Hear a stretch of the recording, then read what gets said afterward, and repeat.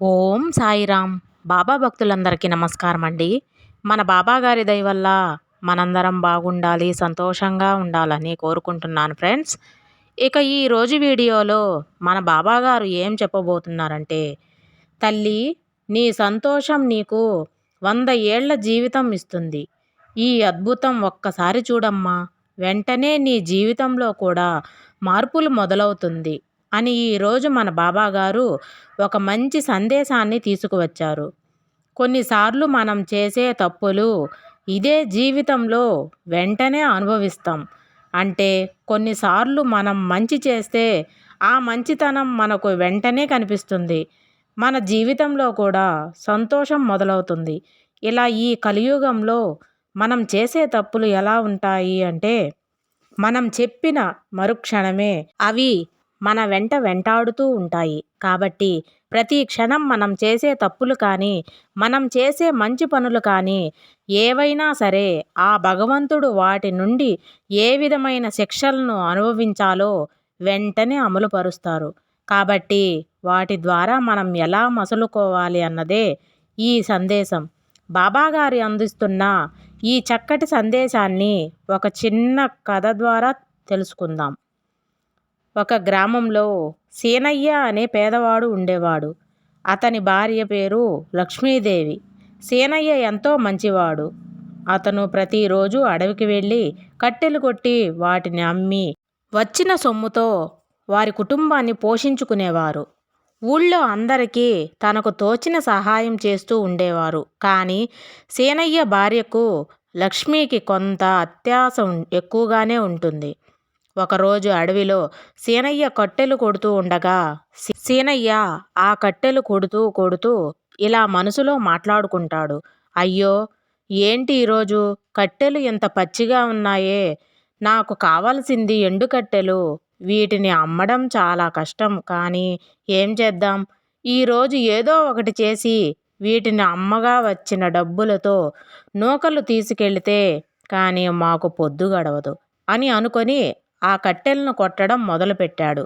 ఇంతలో అటుగా వెళుతున్న సాధువు అక్కడికి వచ్చి కట్టెలు కొడుతున్న సేనయ్యను చూసి అతనితో ఇలా అంటాడు. ఇదిగో నాయనా, నేను ఈ అడవిలో దారి తప్పిపోయి ఎటు వెళ్ళాలో దిక్కుతోచని పరిస్థితిలో తిరుగుతున్నాను. నాకు చాలా దాహంగా ఉంది. నీ దగ్గర మంచినీళ్ళు ఉంటే నా దాహాన్ని తీర్చవయ్యా అని ఆ సాధువు సేనయ్యతో అడుగుతాడు. ఓ, తప్పకుండా స్వామి, దానిదేముంది, ఇదిగో ఇప్పుడే ఇస్తాను. తన దగ్గర ఉన్న చిన్న కుండలో నీళ్లను ఇస్తాడు. అది తీసుకొని తాగిన ఆ సాధువు సీనయ్యతో ఇలా అడుగుతాడు. అవును స్వామి, మీరు ఎక్కడికి వెళ్తున్నావు? ఎవరి కోసం ఈ అడవిలో తిరుగుతున్నారు?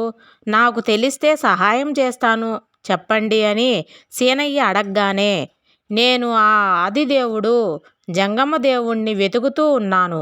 అయితే ఆ జంగమదేవుడు ఎక్కడ ఉన్నాడో అర్థం కాక లోకం మొత్తం తిరుగుతున్నాను అని ఆ సాధువు పరమశివుడి గురించి చెబుతూ సీనయ్యకు మాత్రం ఒక మనిషి కోసం వెతుకుతున్నాడు అనుకొని ఆ సాధువుతో ఇలా అంటాడు.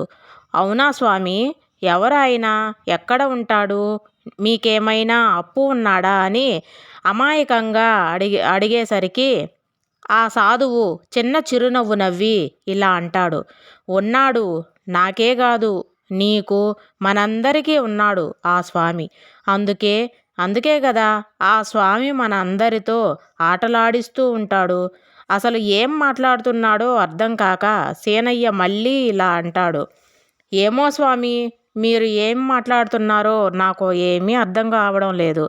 సరేలే స్వామి, మీరు చాలా దూరం పోవాలి అనుకుంటున్నారు కదా, ఇదిగో నా దగ్గర భోజనం ఉంది, అది కూడా కాస్త తిని వెళ్ళు.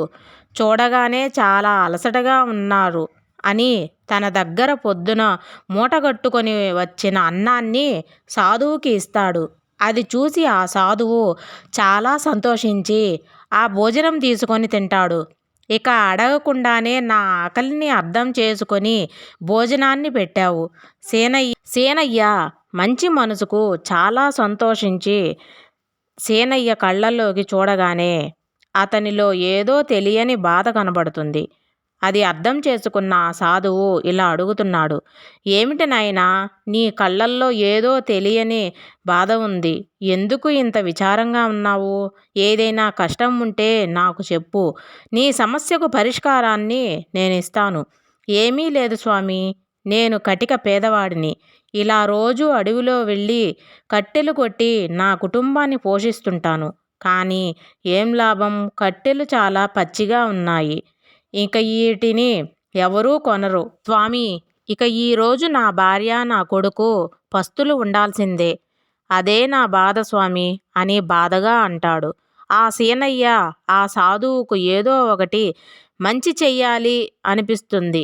వెంటనే తన జోలిలో ఉండే అద్భుత దీపాన్ని తీసి దాన్ని వెంటనే ఆ సీనయ్యకు బహుమతిగా ఇస్తాడు.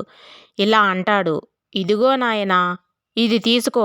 అడగకుండానే నా ఆకలి తీర్చావు, సంతోషపెట్టావు. నన్ను నీ తండ్రి స్థానంలో ఉంచి నీ బాధని నాతో పంచుకున్నావు. ఇక నీ బాధ నేను విన్న తర్వాత కూడా ఏదో ఒక సహాయం చేయాలని అనుకుంటున్నాను. ఇదిగో ఇది తీసుకో అని తన దగ్గరనున్న ఒక చిన్న దీపాన్ని సీనయ్య చేతికి ఇస్తాడు. ఆ సీనయ్య ఆ సాధువుతో ఇలా అంటాడు, నా బాధ అర్థం చేసుకున్నందుకు చాలా సంతోషం స్వామి. ఇదేదీ వద్దు స్వామి. మీ ఆకలి తీర్చిన తరువాత ప్రతిఫలాన్ని ఆశించడం భావ్యం కాదు. అందుకే నన్ను క్షమించండి అని సున్నితంగా ఆ బహుమతిని తిరస్కరించాడు. ఆ సీనయ్య ఆ సీనయ్య సీనయ్య సంస్కారాన్ని మెచ్చుకున్న సాధువు సీనయ్యతో ఇలా అంటాడు, చూడు బాబు, నీ సంస్కారం చూస్తే నాకు ముచ్చట వేస్తుంది. నీ సమస్యకు పరిష్కారంగా నీకు ఇస్తున్నాను. ఇది తప్పకుండా ఇది నీ సమస్యను పరిష్కరించగలదు. ఇది కేవలం అర్హత ఉన్న వాళ్ళకు మాత్రమే దక్కుతుంది. కాదనకుండా తీసుకో. సరే స్వామి, మీరు ఇంతగా చెప్తున్నారు కాబట్టి ఇది తీసుకుంటాను. ఇంత చిన్న దీపం నా సమస్యని ఎలా పరిష్కరిస్తుంది? నీ సందేశం నాకు అర్థమైంది నాయనా. ఇది లోకానికి ఇది చిన్న దీపం, నీకు మాత్రం ఇది మాయా దీపం. ఈ దీపానికి నీ జీవితాన్ని మార్చగల శక్తి ఉంది.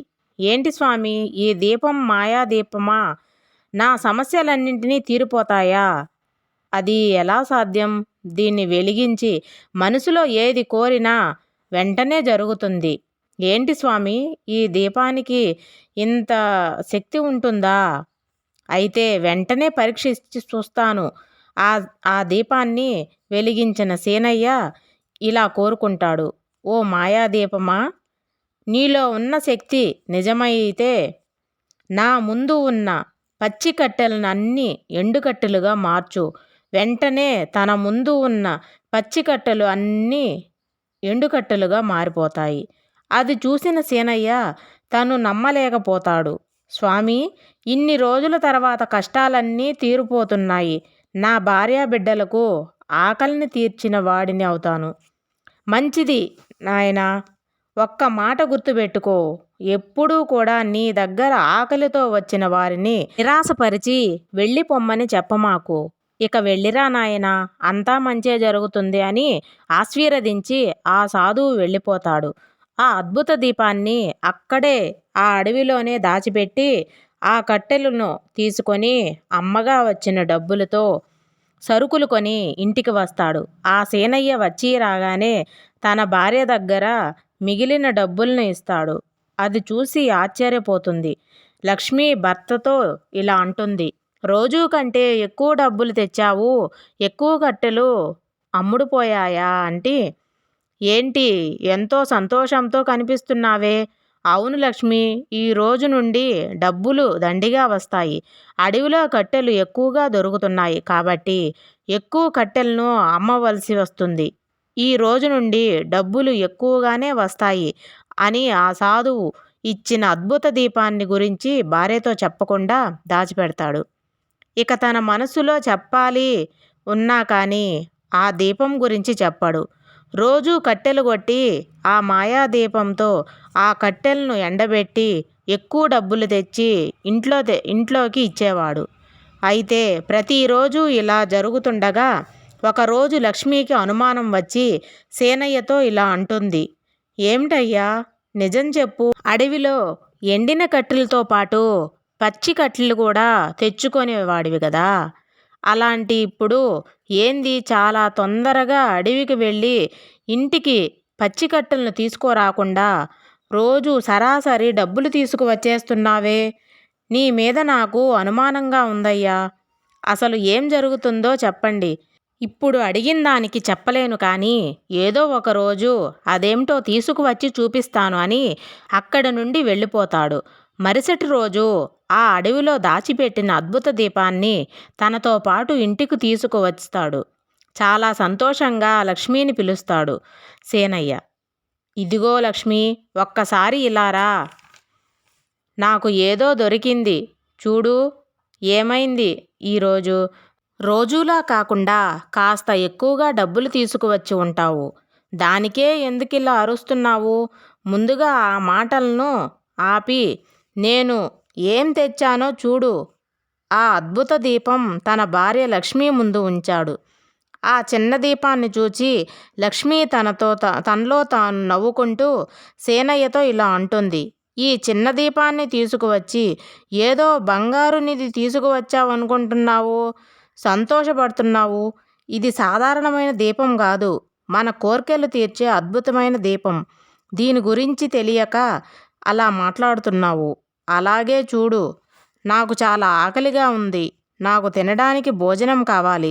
తర్వాత వెంటనే ఆ సేనయ్య ఆ అద్భుత దీపాన్ని మా ఆవిడ అడిగిన భోజనాన్ని వెంటనే ఉంచు అని. అప్పుడు సీనయ్య ఇలా కోరుకున్నాడో లేదో వెంటనే ఆ దీపం పంచభక్ష పరమాణాలు వారి ముందు నిండు భోజనం ప్రత్యక్షమైంది. అది చూసి ఆశ్చర్యపోయిన లక్ష్మి మౌనంగా అలాగే ఉండిపోతుంది. తన భర్తను పట్టించుకోకుండా భోగభాగ్యాలను అనుభవిస్తుంది. ఆ ఇంటికి ఆ సాధువు వస్తాడు. తను ఆకలితో ఉన్నాను, అన్నం పెట్టండి అని అడిగాడు. ఆ సాధువు ముఖాన తలుపు వేసి లేదు పొమ్మంది. ఆ మాటలకు చిన్న చిరునవ్వు నవ్వి అక్కడ నుండి వెళ్ళిపోతాడు. ఇంతలో తన కొడుకు ఆకలిగా ఉంది, తినడానికి ఏమైనా ఉంటే పెట్టమ్మా అని అడుగుతాడు. వెంటనే ఈ మాయాదీపాన్ని అడిగి నీకు ఏం కావాలో పెడతాను నాయనా అని వెంటనే ఆ మాయాదీపాన్ని వెలిగించింది. తన కొడుకు భోజనం కావాలని కోరుకుంటుంది. ఎంతసేపు చూసినా భోజనం రాకపోయేసరికి ఏమైంది ఈ దీపానికి, ఎందుకు ఇది పనిచేయడం లేదు అని ఇంటికి వచ్చిన సేనయ్యకు ఆ సాధువు గురించి చెప్పింది. ఆ మాటలు విన్న సేనయ్య లక్ష్మితో ఇలా అంటాడు. లక్ష్మి, నువ్వు ఇప్పుడు చేసింది చిన్న తప్పు ఏమీ కాదు. ఎవరైనా మన ఇంటికి ఆకలితో వచ్చినప్పుడు వారి ఆకలిని తీర్చకపోతే ఈ దీపం తన శక్తిని కోల్పోతుంది అని ఆ సాధువు నాకు ముందే చెప్పాడు. చేతులారా ఈ దీపం మహిమని నువ్వే పోగొట్టుకున్నావు. అంతా నీ కర్మ.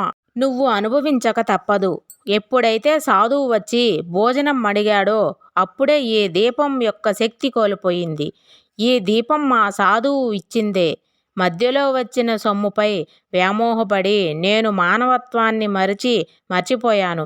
నా చేతులారా నాకు వచ్చిన అదృష్టాన్ని పోగొట్టుకున్నాను.